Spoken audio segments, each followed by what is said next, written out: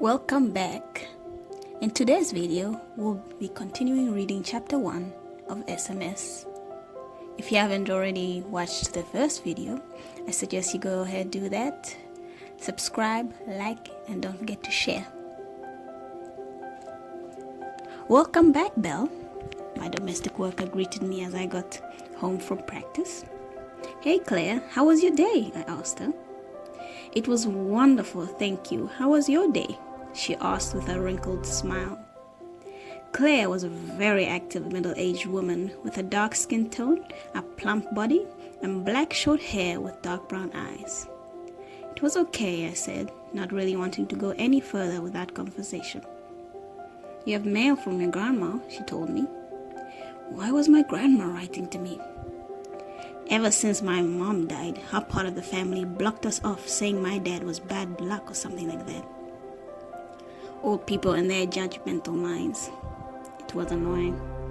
I opened the letter and silently read it. My dearest granddaughter. I laughed at that. Clearly she wanted something because she never liked me, because I was gay, nor has she ever been nice to me before. Excuse my accent, I'm not the best with accents, or changing voice tones. As we were, back to the reading. I write to you because I have no idea how to use that bloody phone of mine. Your grandpa has fallen very ill and requests to see you before he kicks the bucket. Looking forward to hearing from you soon. Love, Granny. P.S. Don't bring that wretched father of yours. He can choke on a dick for all I care. Yeah, my grandma had a colorful vocabulary. Yeah, I cannot speak. And always spoke her opinion, even when it wasn't wanted. She also has dementia, and grandma died years ago. But sometimes she still thinks he's alive and kicking. She was a crazy old lady, but I loved her anyway.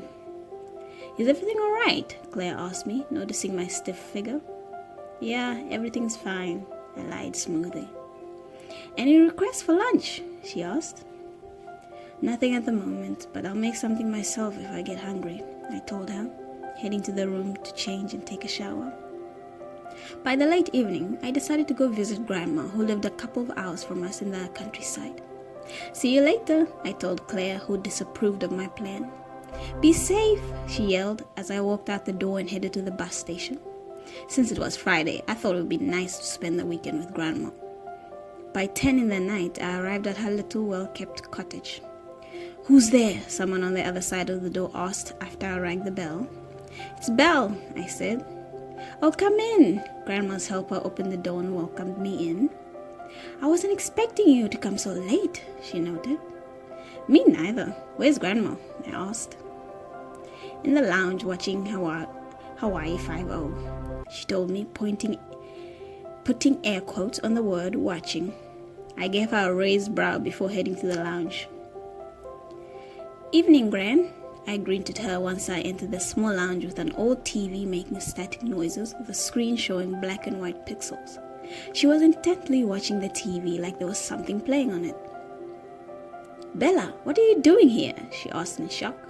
It's Belle, Grandma, and you wrote to me, I reminded her. She could never get my name right, even though it was so easy to remember. I did no such thing, and who writes these days? That's what smartphones are for, dummy, she said, rolling her eyes at me. You did write to her, Alice, this morning, Lila, the helper, said. Shut up, you old cow. I never wrote to anyone. If I did, I would remember, my grandma cursed, giving Lila a nasty look. I sighed and sat on the couch next to her. She was always rude to everyone, so I was used to her aggressiveness every time I visited her. But how Lila could handle this every day is a miracle. So what are we watching? I asked, trying to change the subject. Ooh, Hawaii 5-0, she happily said, her mood doing a 180. Isn't he so handsome? She sighed happily, staring at the blank screen in awe. Handsome, right, I said awkwardly. Right, you like girls. You're such a bizarre girl, you know that, she disapprovingly said, giving me the stink eye. Here we go again. Why do you like girls anyway? She asked me. We have the same conversation about twice every time I see her. I just do, I said, trying not to show my frustration. I think it's absolute blasphemy, she muttered. I know you do, I said with a sigh. You don't need to be so rude, you little cunt. I was just stating my opinion. If you don't like what I said, then leave. No one invited you here, she coldly said with another. With another sigh, I got up to head outside for some air. Grandma was a tricky puzzle. Just when you thought you got the picture, it shifts into something unrecognizable. One moment she was local, and the next she was like any other person.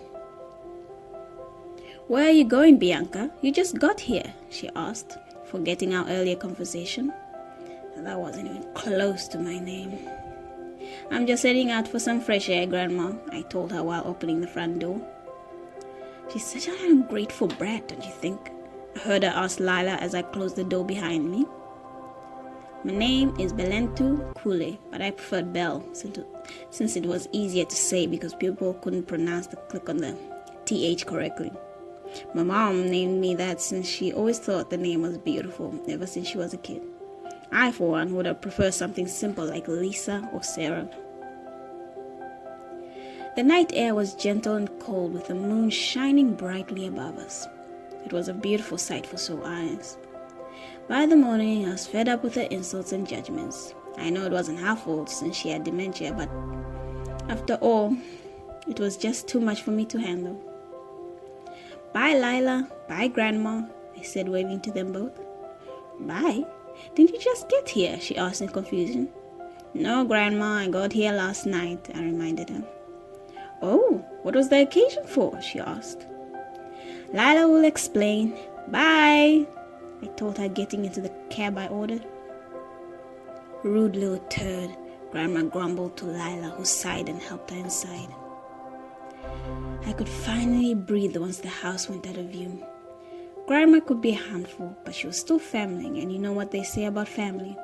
They can love you easily, but give them one wrong impression and they'll turn into your worst enemy in a blink of an eye. Speaking from experience, of course. Ever since Mom died, Dad cursed my name to hell like it was somehow my fault that some drunk idiot would crash into us. The night she died started out normal. I desperately needed to print my essay for class the next day, but our printer was jammed, so my mom offered to drive me to an internet cafe to print my essay. But we never reached our destination as a drunk fool swerved and drove on the wrong lane and head collided into us. I was lucky because I was in the back seat going through my work, so I didn't even notice the other car till it was too late. My mom and the man died on impact as our car was badly smashed in the front. Glass littered all around me and some cut through my skin. I was lucky to get out there with nothing more than a concussion and a dislocated shoulder. To this day, my dad blames me because if I had just waited till the morning to print my essay, Mom would be alive, and sometimes I do blame myself. Why couldn't I have waited for the morning? But if we were really playing the blame game, my dad should have told me the printer wasn't working in the afternoon, not late at night. But I never mentioned that part as I took the full blame, because that's what humans do. We never take responsibility for our own actions. We just blame someone else for our problems. On the weekends, Claire didn't work, so I had the misfortune to spend it with my father and endure his wrath. I quietly opened the door with my key and made a beeline to my room. Belentu, I heard my father's stern voice call me. My dad was a giant reaching 6'1" with black hair, a built body, and alluring grey eyes. A figure that terrified anyone to the core.